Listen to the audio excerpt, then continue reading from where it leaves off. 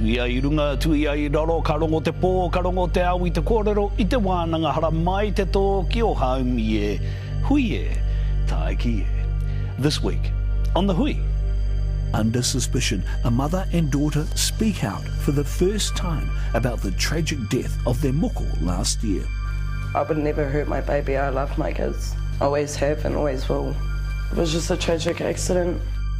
Plus, he's a man on a mission. We spent the last 8 months trying to make it happen, get it off the ground. Jeremy Tatere McLeod taking Te Reo to the next level. This is a positive demonstration, a positive celebration of what Te Reo means to most New Zealanders who are proud to call Aotearoa home.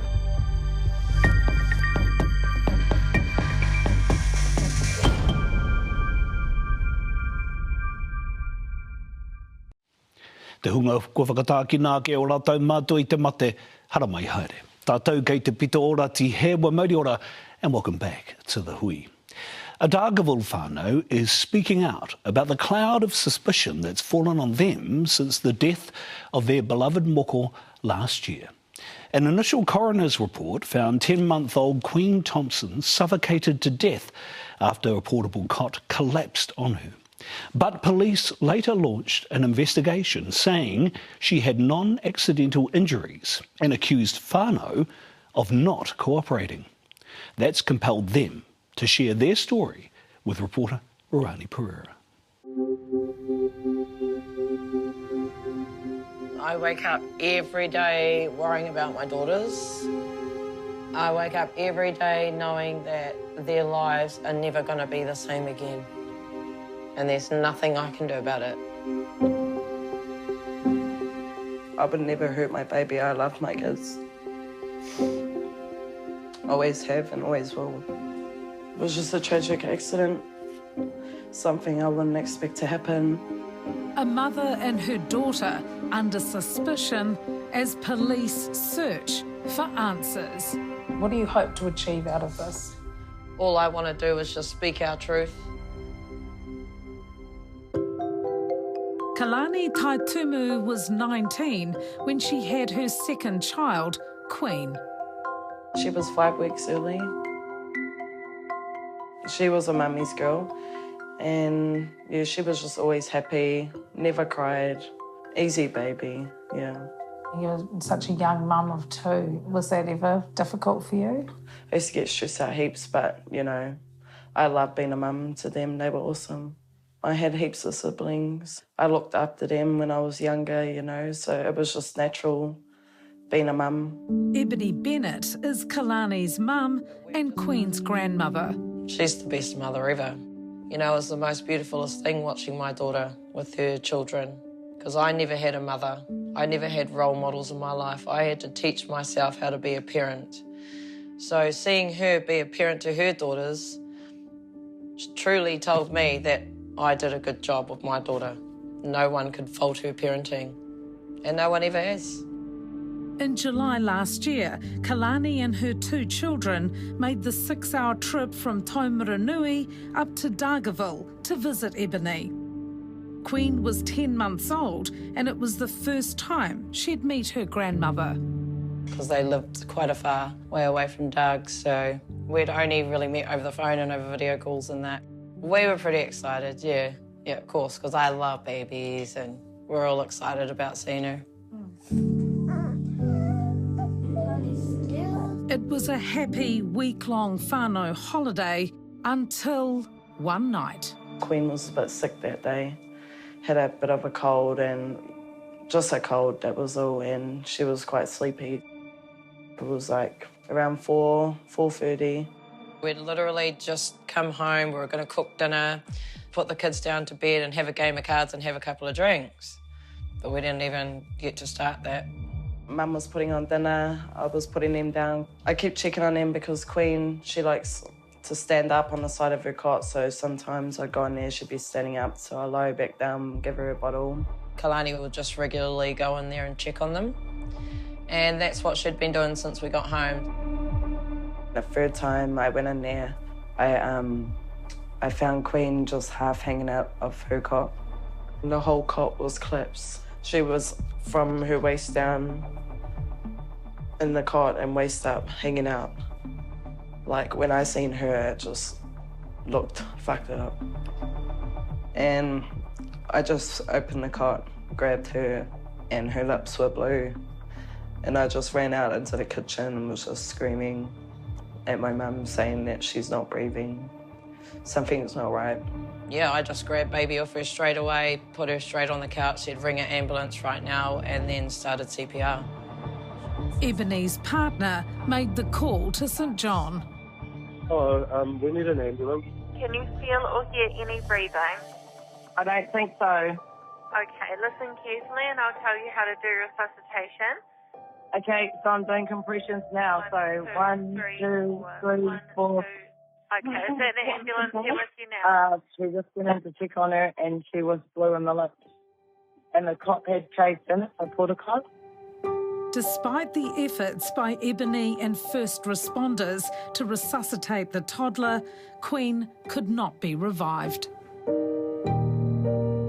We just spent the last couple of hours that we had with her just like in shock, really, like, did this really happen? Did this just happen at our house? The local cop, she was here because once a baby dies in a home, the parents can't ever be left alone with the baby. They said that's standard procedure, and that was all cool.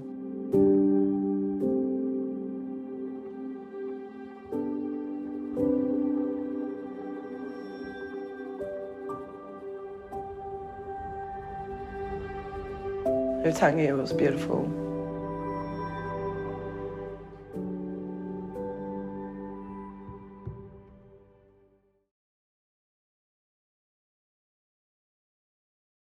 The interim coroner's findings determined Queen's cause of death was asphyxiation. Then, rumours that Queen's death was not accidental began to circulate on social media. This has all stemmed from nasty people who can't get on with their lives. Numerous posts have labelled the mother and daughter killers. What's it like for you to hear the accusations that are out there online and in the media from whānau? I don't care about those people. They don't matter to me. All I care about is getting the truth out there. And that's it. Oranga Tamariki says that when she died, Queen had a non-accidental injury which would have occurred in the week before she died. Queen also had bruising and pneumonia. Oranga Tamariki also claims that these injuries may have been a result of direct abuse to Queen. It is sufficiently concerning that we will continue to investigate this. Detective Senior Sergeant Kevin Very, who heads the police case, spoke to media for the first time this July, a year after Queen died. Can't comment on the nature of the injury, but it is clearly non-accidental and it is forming a key part of our investigation. It is solvable if everybody comes together, works for Queen and tells the truth. What was the non-accidental injury Queen had? I don't know. We've been trying to ask and they can't give out that information. Still to this day. Did she have a mark on her when you last saw her? They couldn't tell us what it was. And then 2 weeks later, he's on the Northland police site saying an unexplained death of a toddler and the family are refusing to cooperate. Videos and photos of Queen taken during the week show no obvious injuries. Ebony also says Queen wasn't sick enough to take to the doctor. She had a bit of a cold that morning and was a little bit sleepy, but she was still drinking and talking and playing, eating her food. You know, like, I'm a mother of 7. I know what it's like when a kid's sick and too sick where you need to take to the hospital sort of thing. Police say they're not satisfied with Ebony and Kalani's version of events on the night of Queen's death. And we ask that they come forward and speak with police and that they provide some of the facts we need to close this case. Those facts are only known by them and it is frustrating, their lack of cooperation. Police say they've spoken to a number of members of the Taituma whānau who came forward the week after Queen's death. Ebony and Kalani say they're not avoiding questions and have told authorities everything they know.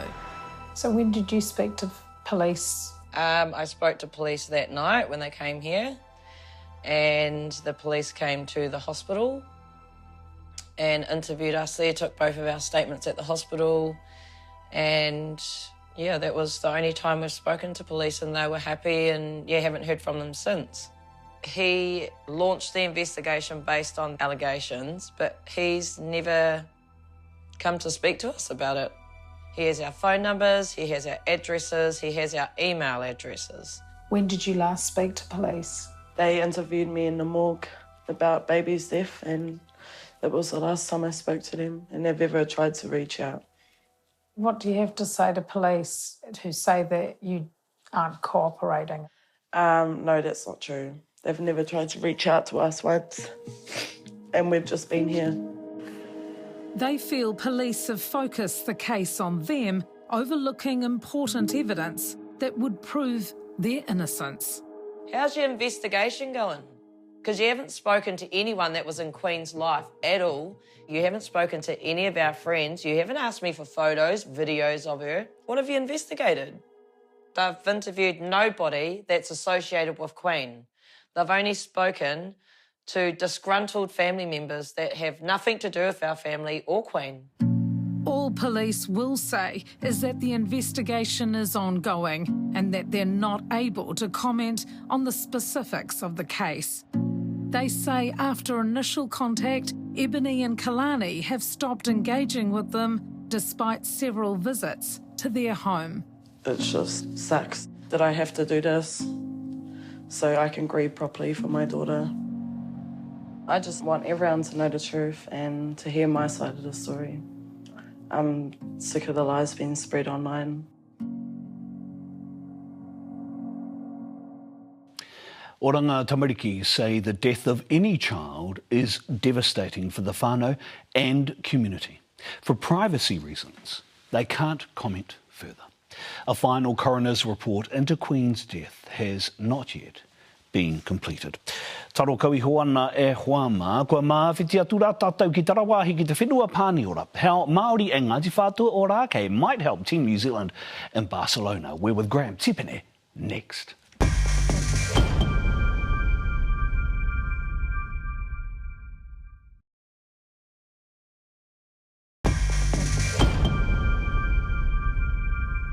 Oki mai anō. When Team New Zealand heads out for the America's Cup final starting this weekend, they will have a taonga alongside them. In June, Ngāti Whātua o Rākei launched their first ceremonial waka in 25 years. And the waka Te Kawau and its team of paddlers will be with Team New Zealand, who will be on board Taihoro at the start line for every race in Barcelona. Now, Graham Tipene is one of the leaders of Ngāti Whātua in Barcelona and joins me now live from the America's Cup race village. Grazer tēnā koe, ola. Ola, Julian, tēnā koe hoa, tēnā tātou. Now, Grazer, let's start with the part Ngāti Whātua and the waka will play in the America's Cup final series. What will you be doing with the America's Cup, the New Zealand team? Ka pai, so Te Kawau arrived a few weeks ago, and our job is to lead Team New Zealand out before they head out into the open ocean to race. And so we're sort of like their taua as a reminder to the world that actually Māori ki te ao, Ngāti Whātua ki te ao, and we're here to support Team New Zealand. Grazer, the saying people talk about when it comes to America's Cup is how do you make the boat go faster? Will this help Taihoro and Team New Zealand go faster to win the America's Cup? How will that happen, do you think? Yeah, look, Julian, I think it's a case of understanding how we connect to our moana, and Grant Dalton understands that and has asked, as part of the relationship with Emirates, Team New Zealand and Ngāti Whātua, for us to help reinforce that connection to our moana and to our understanding of moana. And so we're here to do that so that there's as well as the competition, there's a deeper understanding of our connection to all moana across the world and our kaitakitanga of those moana. So that's what we're here to do, to have a presence in that respect also. And it's not just there that you'll have the presence. My understanding is that you've been performing as well at Barcelona as a part of festivities. What's the response been like to the representation from Ngāti Whātua on behalf of Te Ao Māori? The world, I'll say this, we are globally hot and sometimes locally not. So over here, there are people wanting to get photos of us as we walk through the streets. After the team performs, there's a line, and we have to manage that line for photos.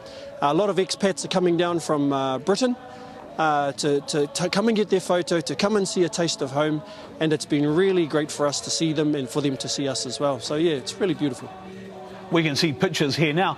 So it's not just, there's a lot of rangatahi with you, Grazer, as well, who have come over with the Ngāti Whātua Rake delegation. Yeah, look, that was strategically done. We want to plant seeds in our rangatahi so that they have the glue to stick together as a unit, as Ngāti Whātua Rake, for the rest of their lives. They're going to remember this trip for the rest of their lives and have these stories to tell to their grandchildren and their great-grandchildren. And that's part of the reason we wanted to bring them, so that they have an experience like no other. And yeah, it's beautiful to see them be here, learn the language, eat the kai, see the people and the views that we have here in Barcelona.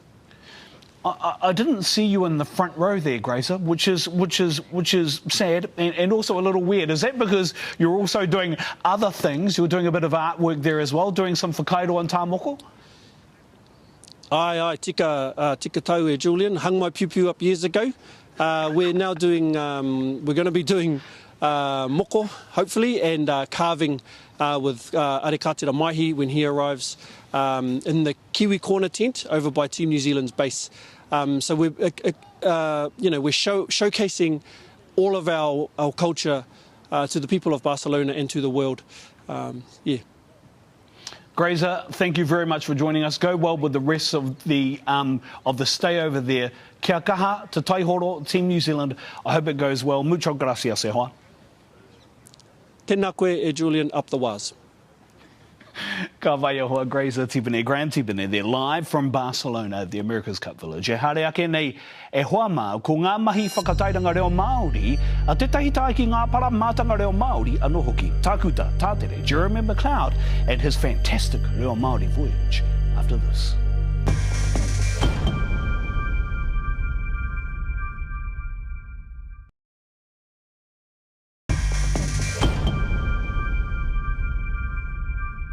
Kia ora mai anō. Thousands from across the motu descended on Heretanga, Hastings, earlier this year for the first ever Māori language festival, Toitu Te Reo. Dr. Jeremy Tatere McLeod is the man behind the festival, and he knows just how life-changing learning Te Reo Māori can be. Mea nei te purongo, a Leighton Hakel. I'm pretending I know what's going on. Take the play? No, there's another one on the other side of the tent. Oh, yes. Time is ticking. That's where you wanted to be. Yeah, perfect. Let us know if anyone gets out of hand. The countdown is on. We've come a long way. We can't turn the dial back now. For a festival... See, look, this is what I'm thinking. Months in the making. Is Ruth here? She should be around here. Tracy's just here. He's going to send Ruth to stand on the... Do you want to stand on the corner? Wow. If I hear that there's a drama at the doors, I'll panic. Everything needs to be perfect. We spent the last 8 months trying to make it happen, get it off the ground. This is a positive demonstration, a positive celebration of what Te Reo means to most New Zealanders who are proud to call Aotearoa home. He's talking about Toitu Te Reo, and he, Jeremy Tatere McLeod, is its mastermind. I've got till sundown today, and then I have to relinquish the reins. It just means that we have to execute the plan and let the taniwha do its thing. Let the hui go ahead. In many ways, it's the culmination of his life's work, his dedication to Te Reo. But his journey to get here has been rather foreign. Our parents are both Māori. They both left here in the 1970s, late 70s, built a new life in Australia. They both met there. I was born in 1986. I went to school there, grew up there, spent the first 17 years of my life there. And my parents had no knowledge of Te Reo Māori. They lived a happy life in Australia. I suspect they were very anxious about anything to do with Māori language and culture because they were products of their generation, right? One of my earliest memories of exposure to Māori culture, I was 5. We used to get these random VHS tapes, you know, of kapahaka. And it was one of the first things I remember, seeing haka and karanga and whai kōrero and the hairs on the back of my neck standing up when you hear the karanga. And I thought, well, where does that come from? You know, where does that come from, a child born in Australia? Kids pai pen? Toitu Te Reo is the only Māori language festival, a genuine world first. She picked up on the macaron on Kaumātua, so... So the whole event was mitten. Over. Nothing a bit of duct tape can't fix. That's all right, it's not the end of the world, but, you know. Set in the heart of Heretonga Hastings, Tatere's managed to get sign-off to shut down the streets of the CBD. Kia ora. Kia ora. Kei te pai. Yes, I am. Hastings District Council has been amazing. Haven't spent any ratepayers' money just to, you know, allay any protests that might come down. He's just a ball of energy, you know. He believes in this kaupapa so much. And I had him in my office and I said, Jeremy, how do we celebrate Te Reo Māori every year, Māori Language Week? And he goes, we can do that. Tatere is now a well-known Māori leader and reo champion, but it wasn't always that way. I enjoyed growing up in Australia, always felt something missing. I knew we were different. I knew we were culturally different. His fascination with his whakapapa led to a desire to move to his tūranga waiwai and learn the language his parents had not.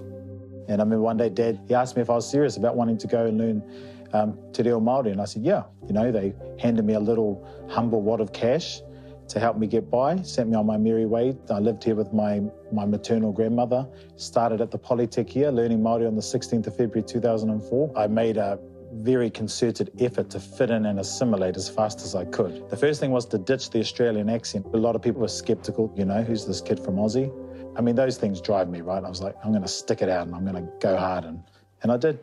Tatere excelled. He spent 7 years studying and was invited into Te Panikiritanga o Te Reo, the top Māori language academy, under the watchful eye of Tā Timoti Karetu.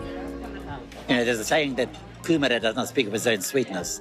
We have the same tribe and from the same marae. So I had to watch my P's and Q's, otherwise people are going to say, well. But he's a hard worker. He's a language lover. He's got this knack of going around with a hat in hand and say, please throw in a coin. He gets things done. Not easily, but they get done. Yeah, programs ke konei. When I look back, I've been very lucky coming back here in 2004 and then 7 years later being employed by Ngāti Kahunguniwi Incorporated to lead the tribe's Māori language revitalization strategy. You know, they placed their faith in a 24-year-old to drive the tribe's language strategy, who was born in Australia.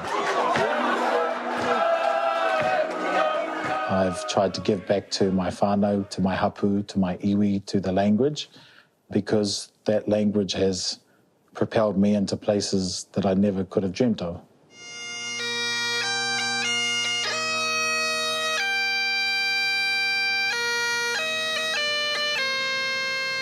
All right, Toitu Te Reo, what do we need? It's time to execute the plan. I'm going to try my best to give some people some Māori and what I can give, but meaningful.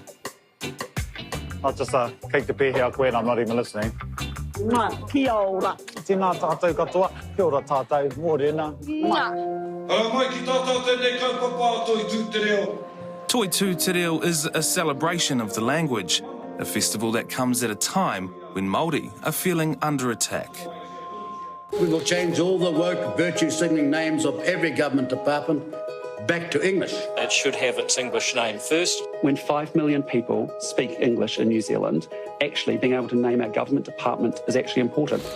To attack an innocent language that's an official language of the country, that's just sort of, you know, surviving in some communities, that's hard, because I just don't understand that. I thought, well, how can we inject some happiness into this space?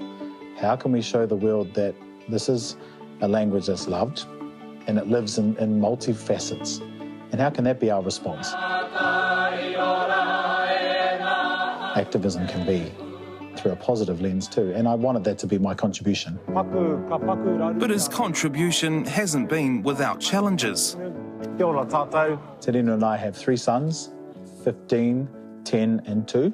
You know, they've had to live and breathe, toitu. Kia ora, son, love you. Of course, they're the ones that miss out on time with Papa. And only recently I've sort of been diagnosed with ADHD, which sort of made a lot of sense. It validated most of my life's journey. One of the hardest things is slowing down the brain because the brain's always wired. But toitu was, that was probably my brain when you look at everything that was happening in toitu. And there's lots happening. I'm just in the rounds and man, it's stunning. E hikaka rawa atu ki te tai mai ki tēnei kaupapa whakahirahira. This is the first of its kind, a real Maori festival that's literally shut down a city. To walk around that festival and see people from all walks of life, from all generations, from all of the tribes of the country, grassroots, you know, it was amazing. And I thought, wow, these people believe in a kaupapa. It's a kaupapa that has the full support of the who's who of Māoridom. Now the Māori Queen, Ngā Waihonoi Te Pō, played a special part, like Tatere did at the late Kingitu Haitia's tangi.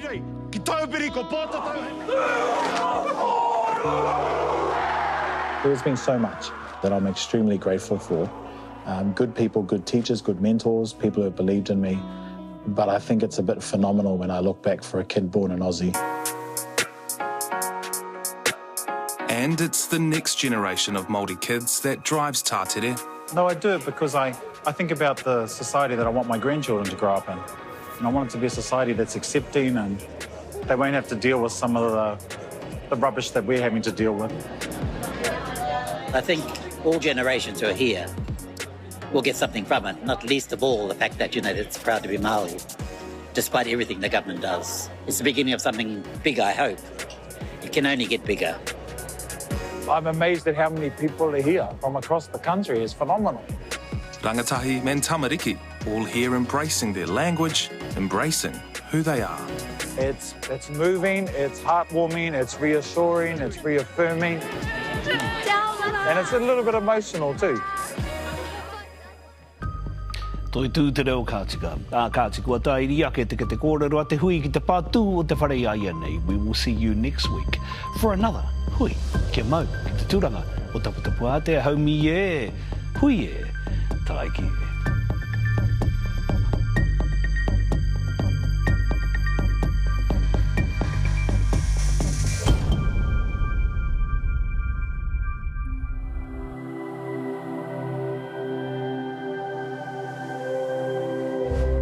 Te reo, te take. Nā te puna whakatongarewa, te hui, i tautoko.